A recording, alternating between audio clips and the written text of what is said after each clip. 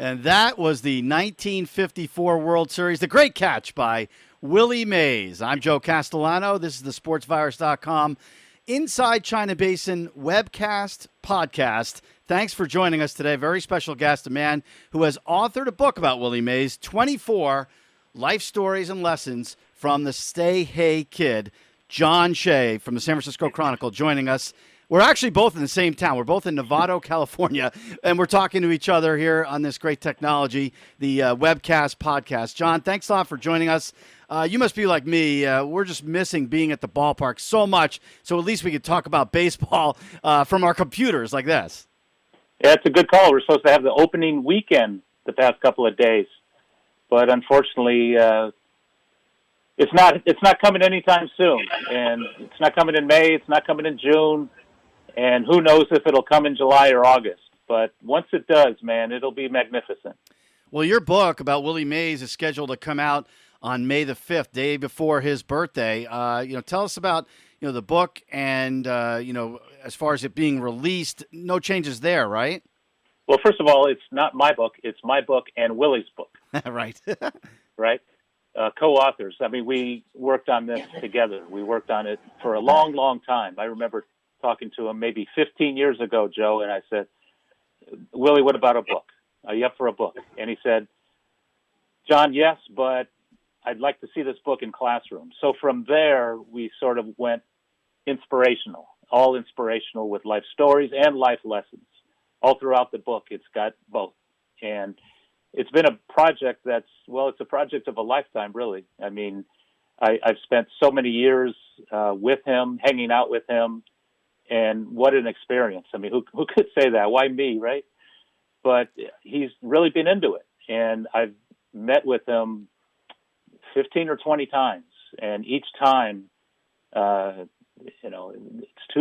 of 2 or 3 hours, it's always like 5 to 7 hours, and we just hang out, we talk, things come up, we brainstorm, we talk ball, we talk life, and from there, that was the genesis of the storytelling, and I've interviewed more than 200 people, and always bring back those comments and reflections of his former teammates, his Negro League teammates, his childhood friends, and I bring those things back to Willie, and then, he lights up and riffs from there. And from all of that is the book 24, broken down into 24 chapters, all about his life, his baseball career, and much more. Well, all the quotes for this book came from your interviews. So they're exclusive interviews. And that's pretty unusual, isn't it, John? I mean, a lot of books, you see some quotes that come from maybe another book or another publication, but everything that you have in this book with you and Willie, those are exclusive interviews. Right. You might go through an older Willie book and see a quote from Life magazine or the New York Times or Newsday or Jet magazine or some movie or some TV interview or whatever. And this has none of that. It's all new. It's all fresh. And speaking with his teammates, obviously they're in their 70s, 80s, and 90s, and they reflect now, and it's just amazing. Like it was yesterday. They remember pitch counts and base hits where they went, situations. It's amazing, the recall for these ball players. And we're talking some of this stuff is 50 years ago, and they remember exactly what happened. And it's amazing because it's history, and I'm listening to this, and I'm recording it, I'm documenting it, chronicling it, putting it in words and pictures, and it's really the opportunity of a lifetime, the project of a lifetime for me. I'm pinching myself every day, and in fact, 5 weeks from today, it's going to be released. Let's talk about when you went to Birmingham, Alabama, and Rickwood Field, which is actually, I believe that's the oldest field that still exists in professional baseball, older than Wrigley Field or Fenway Park. I mean, of course, some stadiums have been, torn down like a Candlestick Park, but you went back there, you did interviews. What kind of a thrill was that? What did you learn from that trip to Birmingham, Alabama, that you could tell us about so that we can get, excited? I had a chance to read the book, but for those of the folks that are going to buy the book, what can they get excited about those stories? Well, Willie Mays was born in Westfield, Alabama, a town that no longer exists, in 1931, May 6th. So he'll be 89 this coming May 6th, the day after the book comes out. And he grew up in Westfield. He grew up in nearby Fairfield, which is in nearby Birmingham. And these were mining towns, and these were segregated towns, and these were towns that, Willie didn't have a lot, of money, a lot of food, but he always thought he had plenty. He always had enough. He played with black kids. He played with white kids. This is a segregated city, one of the most racist cities in the country, going all the way into the 60s. When, at the time, you asked about Rickwood Field, I spent almost every day of my week at Rickwood Field. This place is just gorgeous. All the other ballparks he played at, Candlestick Park, you mentioned, Seal Stadium, Shea Stadium, the Polo Grounds, they're all gone. The 5 ballparks he played in the major leagues, they're all gone. They're all leveled and replaced or just ignored.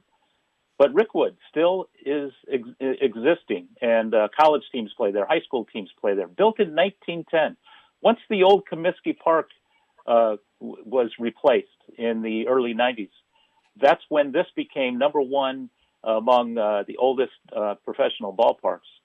And Willie played there. And I'm walking through the dugouts in the clubhouse. I walk out to center field where he roamed. I stood in the box where he swung away as a teenager. And remember, this was the Negro Leagues. This was the local team. This was, a team full of great ball players, but ball players who couldn't make it to the majors because maybe they were a little older. And at the time, the major leagues had these quotas. And, we're not going to have 1 or 3. It's always going to be 2. So they roomed together. The Dodgers had 4. So they weren't willing to sign a young Willie Mays. Imagine that, because they already had 4 major leaguers who were of color. As ridiculous as it sounds, that was reality at the time. And most teams didn't want anybody of color. Just one by one, they started integrating. And the Red Sox, of course, not till 1959 with Pumpsie Green did they integrate, 12 years after Jackie Robinson. So Willie has these wonderful stories of his teenage years playing with grown men, Piper Davis, his manager, and, across the infield, across the outfield, just legendary people in Willie's life. And he still reflects back at them now as very inspirational people in his upbringing. You mentioned the racism that everybody had to deal with back then. And we hear a lot about Jackie Robinson because, of course, he broke the color barrier. But for Willie Mays, it wasn't easy as well, especially in his minor league career early on. You told some stories in there. Willie, I would think, remembers those stories vividly, right? Yeah. In fact, he graduated from high school. There were about 5 or 6 teams that were interested in him to some degree. Obviously, the Red Sox scouted him. They weren't interested in him. They filed phony reports about how he wasn't our kind of ball player, and read into that as you may. The Dodgers sent a guy named Whit Matthews who said Willie couldn't hit the curveball. I mean, really? The Chicago White Sox, the New York Yankees, the other Boston team, the Braves, they were all interested to some degree, but only the Giants paid what he wanted and made him feel comfortable in signing with the New York Giants. So shortly after high school, and think of this, I mean, Willie is in an all-black league, obviously the Negro Leagues, and once he signs, he goes and plays in Trenton, New Jersey, which is not far from the Polo Grounds in New York. That way, management can monitor him and see how he's doing. He's not only the only black guy on the team, he's the only black guy in the league. So imagine that culture shock going from the Birmingham Black Barons to the Trenton Giants overnight. And right away, fans are all over him. I mean, this is just 3 years after Jackie Robinson broke the color barrier. And then Willie broke in the following year, just 4 years after Jackie broke the barrier. So he goes from town to town in the Deep South. Some of these, Hagerstown, Maryland, below the Mason-Dixie line. And it was rough. It was rough that first year. And then the next year he starts with Minneapolis, a AA team that was integrated. So it was much easier for him. He had African-American teammates, and he was hitting .477 in May, and he really hit himself into the major leagues as a 20-year-old kid. And then, we know the rest of the story. in 1951, suddenly he's in the World Series and part of the greatest comeback in baseball history with Bobby Thompson's home run at the Polo Grounds. Yeah, and I want to get to that year, but first, going back a little bit to when he was scouted, and the scout that signed him for the San Francisco Giants, Eddie Montague's dad, Eddie Montague, the longtime umpire, his dad signed Willie Mays. And can you imagine back in those days, those other teams passing up on Willie Mays? I mean, that just was part of the remarkable part of the book to read that, all these other teams must have had really big regrets. Mistake of a lifetime for all these scouts, all these teams.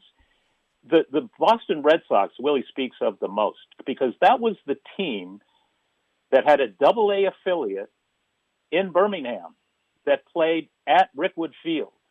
So they had more access to Willie. They could monitor him more than any team in the majors. They totally blew it. In fact, Willie tells me stories about how he used to hang out with the owners and the GM of the team at the time. So that was an easy decision for the Red Sox at the team. But Tom Yawkey, one of the most racist owners of all time, and the GM at the time, Joe Cronin, who's from San Francisco roots, they did not want a young Willie Mays on the Boston Red Sox. And that's a big reason the Red Sox were pretty awful during much of Willie Mays' career. They took so long to realize that we're stupid. Let's move on. It's not 1938. It's not 1948. It's not. Come on. So anyway, they finally get Pumpsy Green, and they're still not good for a long, long time, as history will tell you. But yeah, you go back to those days at Birmingham, and Rickwood Field is just about 10,000 people, and it's right in the heart of a neighborhood. You could walk there from downtown still. And at the time, Willie and people who were there at the time, everyone tells me how just it was the place to be. Like I said, the Double-A team for the Red Sox shared the ballpark, owned the ballpark, and the Black Barons rented the ballpark. So if the White Barons, I'll call them the White Barons, if they were on the road, the Black Barons would play at Rickwood Field. The following weekend, the Black Barons would be on the road playing Negro League opponents throughout the South and East, and the White Barons would come in. Again, it's just crazy to think, but Willie tells a story about when the Black Barons were playing, all the white folks would go beyond the right field wall to watch the game. And then when vice versa, when the White Barons would play, the black customers would go out beyond. There's just one little segregated area where you could stay. But it's just so hard to believe, and this ballpark still exists. And the Barons there's a team called the Birmingham Barons still today. It's a Double-A team for the Chicago White Sox. And they have a much nicer downtown ballpark, but they use this game. They use this field once a year for like a throwback game to have another team in town. So it's kind of cool to walk around this place. But it's just amazing that Willie Mays is telling these stories now that I never knew, and I thought I knew everything about Willie. Well, yeah, to go through it as a black ball player during that time had to be difficult. And his dad really made sure that he was sort of protected by, whether it be friends or Monty Irvin took him under his wing when he made it to the Giants in 1951. And that was interesting when he first came up because he didn't hit very well. I think he was, one for his first 22, something like that. And you wondered whether or not, at the time, they wondered if he was brought up too soon. But Leo DeRocher really believed in him. I mean, Willie even said something about how he didn't even want to come up. He wanted to stay in Minneapolis because he was rolling there. And he didn't know if he was ready yet. But Leo DeRocher really felt that he was. Yeah, he was 0 for 12 until he got his first hit, a home run at the Polo Grounds against Warren Spahn, who has more wins by a left-handed pitcher than anyone in history, and the Hall of Famer. And Willie hit more home runs against this guy than anybody. He hit his first. He hit the home run at Candlestick Park to end that 1-0 16-inning game between Spahn and Marichal. And I think he opened the 1962 season. First swing was against Spahn, and that was also a home run. So here's the guy, one of the best pitchers of all time, and Willie has his number. A young Willie has his number. But you're right. He didn't have but one hit the first several games and was crying in the clubhouse at his locker. And Leo comes up and says, "Hey, man, I don't care if you hit at all. The way you play defense, the way you run in the outfield and make plays, you're saving our pitching staff. And it doesn't matter if you're going to get another hit, but you just stay and keep playing defense." And from there, Willie got comfortable and started hitting. Now, he didn't have a great offensive year as a rookie, though he was Rookie of the Year. He hit, in the 260s, 270s, but everybody knew just from watching him. I mean, you had to keep your eye on this kid because he was just a natural, and you wanted to make sure to watch him. And, when he ran across the field, you just didn't leave your seat. You wanted to watch this kid. And then obviously he was in the military for 2 years and didn't come back until 1954. And that's when he really took over the game as the MVP in the National League. It's great the detail that you go into, John, in the book, because you've got the 51 playoff with the Dodgers, the Bobby Thompson home run. You've got the catch in 54, and you go through great detail on that catch. I mean, he takes, Willie Mays takes us through that catch with every detail that comes to mind. And you had, Vic Wertz hitting that ball deep and people thinking there's no way that he's going to catch that ball. And then how important it was to Willie to get that ball back into the infield, thinking that the runner that was at second base could score on that.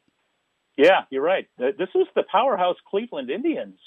Everyone was expecting a sweep by Cleveland, not by the Giants. And, it was 2-2 in the eighth inning.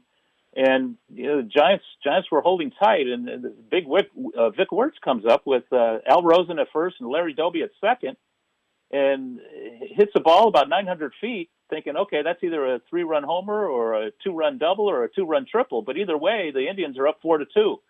Well, here comes Willie Mays dancing and across the outfield at the Polo Grounds, and not only does he make the catch, but his first thought is, well, I got this. But now, how am I going to get the ball back to the infield so they don't score? And that's what was going through his mind during those 6 seconds in which the ball was hit until the time that the throw was made. And when the throw was made, the runners were stunned, the fans were stunned, the teammates were stunned, everybody was stunned. Willie throws a perfect strike to second base, and Al Rosen has to retrieve to first base. And all Larry Doby could do was tag and go to third. And then the Giants got out of it, and they won in extra innings, Dusty Rhodes with a home run. And that was the genesis of a 4-game sweep. So, I kind of related. You remember when Pablo Sandoval hit those 3 home runs against Detroit in Game 1 against the team that was supposed to kill the Giants in the World Series, overmatched in every way. At the most, the Tigers were going to beat the Giants in 5 games. Well, Pablo hits 3 home runs and in the opener, and the Giants cruise. And that's kind of what happened in 54 when Mays made that catch, because that was the beginning of a sweep, all those years earlier. It's funny because, and we've heard this before, that wasn't the best catch Willie Mays ever made. I mean, it was in the World Series, so of course it gets all of the publicity that it deserves. But there were other catches that he made that he thought were more incredible. Others thought were maybe more incredible. The thing about the catch in the 54 World Series is that he knew he had it all the way, and even some of his teammates knew because he hit, he tapped his glove as if to say, yeah, I've got this one. And even though he's running way, way out there, he knew he had it. And I spoke with people who were in the ballpark that day. Johnny Antonelli was the pitcher who was going to go Game 2. He was in the dugout. Joey Amalfitano was on that team. He's still with the Giants, working in the minor leagues. He was there warming up guys in the bullpen. And I'm sure you know this, but back then, the Polo Grounds, it was just like a big oval stadium. Center field was way out there. And it was so big that they were actually able to put the bullpens on the field and never really worry about, a ball going out there because it was so far away.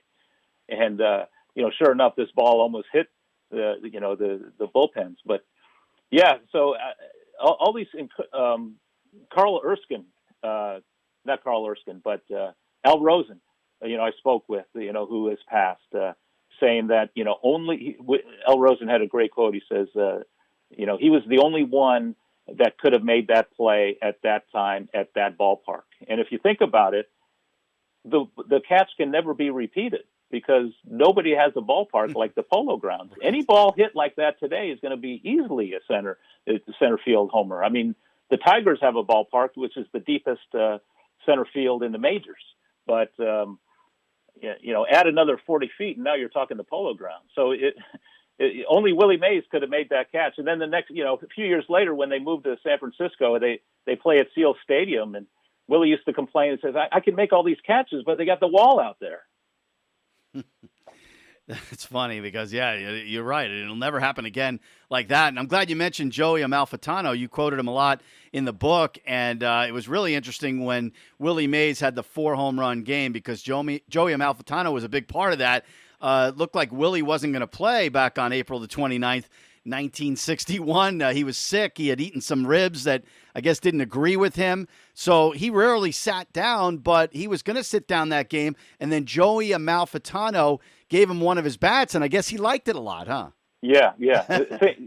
Speaking of playing a lot, he didn't come out. Think of this stat. He came up in 51, and through the 62 season, all those years later, he missed 21 games. 21 games. So he played, listen to this stat. He played 150 plus games for 11 straight years. And most of those years were during 154 game seasons before they went to 162. And it's just amazing. So he never came out of the lineup. So when he was hurting, you had to say, okay, man, take a break. If you're hurting, it must be serious. So the night before, he and McCovey were out, late into the night, having some ribs, sharing some ribs. And Willie Mays did not feel, good all night. He was thrown up. And in the morning, he just said, hey, I can't play. I just can't play. Elvin Dark was the manager. And so he said, okay, no problem. So he's going to sit out. And then Amalfitano comes up to him and says, well, are you kind of okay? Or you just, he says, no, I just can't play. I said, well, on a scale of 1 to 100, what are you? He said, well, 75. And Amalfitano says, well, if you're 75, that's better than everybody else's 100. Right. And he says, try this bat. So Amalfitano gives him a little lighter bat. And Willie says, all right, I'll go.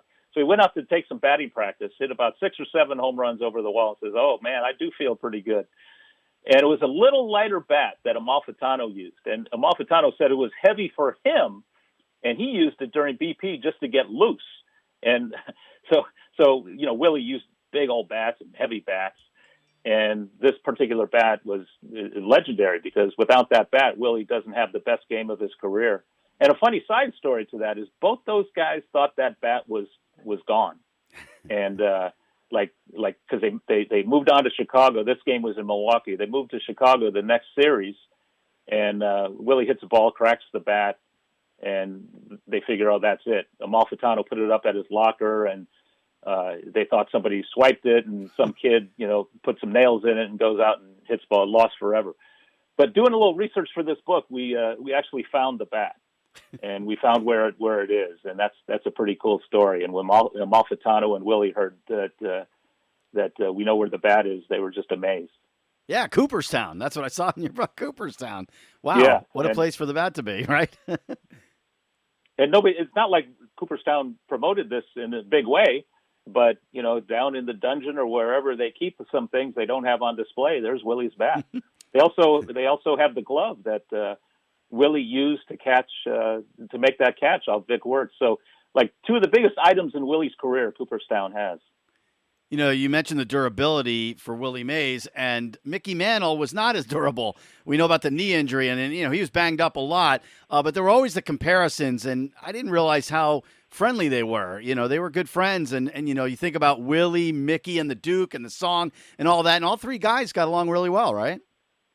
Yeah, and people say, well, what about the Duke? He's like the third guy, the 5th Beatle. Say, well, not really, man. If you look at Duke Snider's numbers from the time Willie came back from the military in 1954 until the Dodgers and Giants played their final year in New York in 1957, he was every bit the hitter that Willie and Mickey were. So that was a legitimate debate in the boroughs of New York and during all those years, because he could hit with those guys no problem, but he just didn't run the bases and feel like those guys. Obviously, Willie says that Mickey is one of the fastest runners, and this is after the knee blew out in the 51 series, that he's ever seen. Him and Vada Pinson, he said, were the two fastest runners he's seen in baseball throughout his whole career.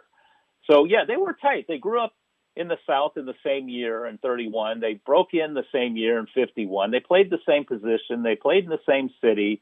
And, Willie tells funny stories about Mickey, that they always talked to each other. If one guy was getting 105,000, then the next guy wanted to ask for 106. So they had this running gag. And then after their playing days, they got together a lot during autograph shows and old timers games. So they became really, really close and checked in on each other during their playing days.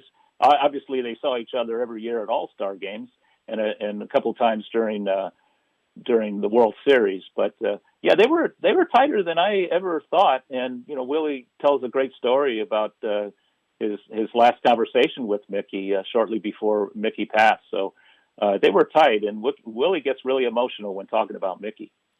Now, Mays, at the end of his career, he went to the New York Mets, and I remember that vividly, John, as a kid who was living in New Jersey back in 1972-73 when Mays was playing there.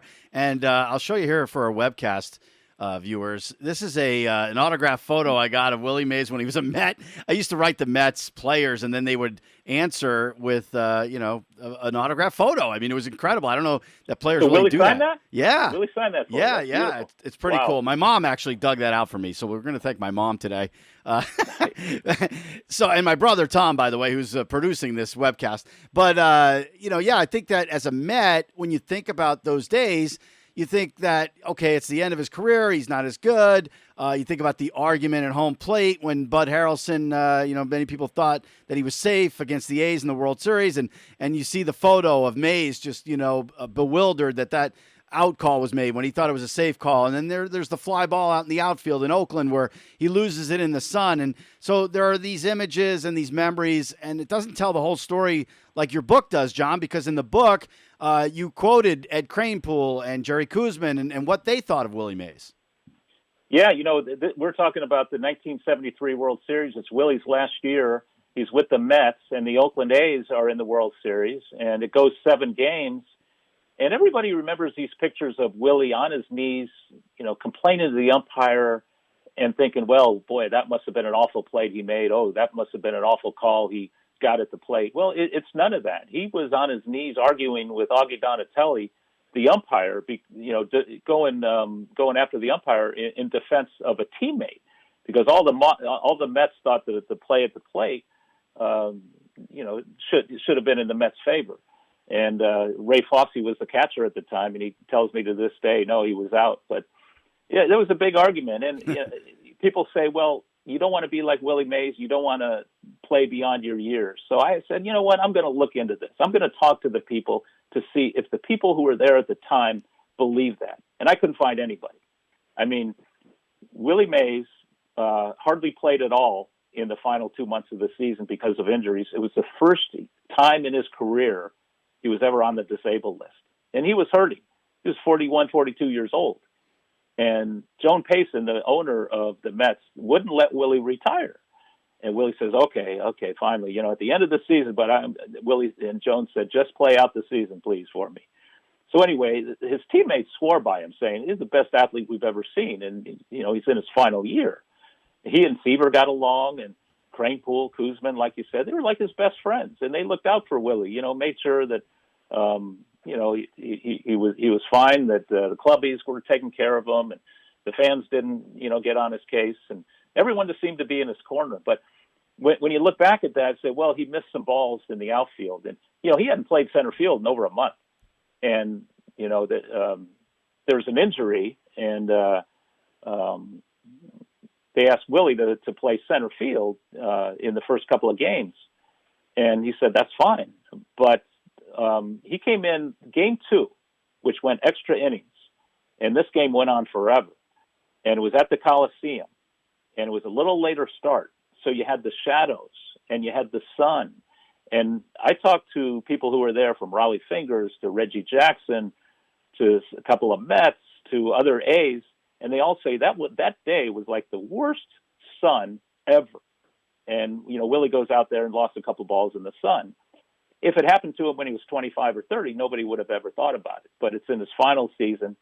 But anyway, the bottom line to the story, in that game where he lost a couple balls in the sun and people from there said, you don't want to be Willie Mays, you don't want to play beyond. He got the game-winning hit to beat the A's in Game 2. And the A's eventually won in 7 games. But anyway, Willie Mays was a big part of the Mets being there, and the Mets actually, extending the series because they went back to New York, played 3 games, and then came back and lost in 7 games at the Coliseum. So, and by the way, when Willie was introduced before Game 1 at the Coliseum, first time he ever was in Oakland at that ballpark, he got like a 3 or 4 minute standing ovation. Wow. These are A's fans, not necessarily Giant fans, but Mets fans, A's fans, and the guy who got the biggest ovation was the guy who was introduced as Willie Mays in his one of his final introductions. Yeah, and how about the fact that his first hit as a Met was against the Giants? That was pretty cool. Against the Giants, a home run, right? Yeah. I want to finish up by talking a little bit about Barry Bonds because they had a good relationship. Willie Mays kind of took care of Barry Bonds when he was a little kid, growing up playing baseball. He was his godfather. Really a special relationship that they had. What were some of the, sort of inside stories that you got out of that? Well, I wrote a chapter about not only Willie and Barry, but Willie, Barry, and Bobby. Bobby Bonds, Barry's father was, Willie kind of mentored Bobby long before he mentored Barry, because Bobby came up and he was supposed to be, the next Willie Mays, just like Bobby Mercer in New York was supposed to be, the next Mickey Mantle. And how much pressure do you think that could be on somebody? So anyway, Willie said, don't mind that. Don't bother with any of those comments, and just be you, just be Bobby Bonds. Anyway, Bobby really looked up to Willie and told young Barry about him every day, and told him, say, this is the guy you want to emulate. This is the guy you want. So Barry talks about how he used to go out to Candlestick when he was 6, 7 years old and follow Willie around because that's what the old man asked him to do. And Barry loved Willie, and he'd go out and shag with them. He'd hang out his locker, steal all his bubble gum, and Willie took a liking to this kid. Bobby had 3 sons, but Barry hung around the ballpark more than any of those kids. So, all these years later, Bonds, the younger, is playing with the Giants, and there's Willie again. And while Barry goes through all the legal stuff with the steroid scandal and the Balco case, Willie's at his corner every day. I saw it. And, there were times he was at his locker. There were times they'd go into, separate quarters and talk. There were a couple of times I saw Willie stretching out Barry in the middle of the room. And, Willie would when Barry was going after some of these records, Willie would follow him on the road. So all these guys telling me about the relationship, and it was pretty unique. And then obviously when Barry to this day says the biggest home run he's ever hit was the one that tied Willie, not past Willie, but tied Willie at 660. That's when Willie gave him the torch, literally the Olympic torch, behind the plate in a quick ceremony. He gave him a torch, to celebrate the moment. And, they still talk a lot, and it's a relationship that goes back many decades because of the father. And when Bobby died of cancer, shortly before he did, Willie was at the hospital talking with him, and at his deathbed, Bobby basically told Willie, said, "Hey, keep an eye on Barry for me. You're the one guy that he'll listen to." Tell you, John, this is just a great book, and it's an outstanding time to have the book, I think, too, because I'll tell you, I think more people are reading books right now with the shelter-in-place situation. I know I've been reading more books than I have in the last decade, so I think the timing is great. It comes out on May the 5th. Really looking forward to it. Yeah, if you're into heroes, if you're into American heroes, if you're into history, if you're into baseball, if you're into sports, if you're into stories about people who overcame great odds and became mentors to many, this might fit into all those categories. Children's book, young adults, old timers who might want to reminisce. He wanted to make sure this would, be great for kids, but also be great for all the generations. He speaks about that. So, yeah, it's kind of a project, like I said, for the ages that I pinch myself every day about. And you're right. Maybe it's a diversion at this point during our times, during our uncertain times here. So, unfortunately, Willie won't be out there signing a lot of books, but like maybe we were going to. But still, it's going to be in place, and there's a wonderful audio book coming out as well. And Bob Costas wrote just a fabulous foreword, and for the audio book, he actually reads his foreword. And we've got a couple of people to read the book, and then at the end of the audio book, Willie and I do a pretty cool Q&A. Well, I can't wait to hear all of that, John. Great job. Thank you so much for the time. 24 life stories and lessons from the Say Hey Kid, John Shea from the San Francisco Chronicle. Thanks a lot for doing the webcast and podcast. You're so technologically ahead of the game. You're ahead of the curve. I'll tell you, John. Thanks a lot. Yeah, it was a pleasure, Joe. Thanks a lot.